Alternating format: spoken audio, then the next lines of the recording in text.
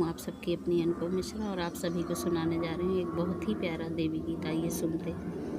रतिया की देखे सपनवा हो, माई बैठल आंगनवा। रतिया की देखे सपनवा हो, माई बैठल आंगनवा।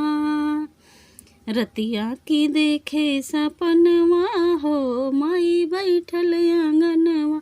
लाल लाल सड़िया लाल लाल चूनरे, लाल लाल सड़िया लाल लाल चूनरे।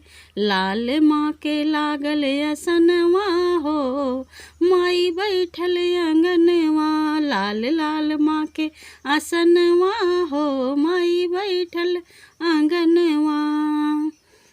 रतिया की देखे सपनवा हो, माई बैठल आंगनवा।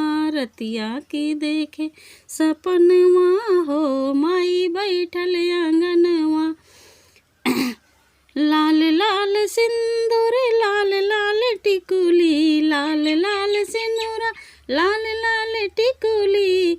लाल लाल चूड़िया कंगनवा हो, माई बैठल आंगनवा।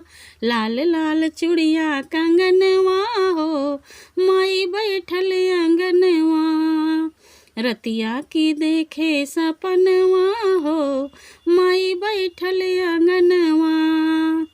लाल लाल होठवा लाल लाल अखिया, लाल लाल होठवा लाल लाल अखिया।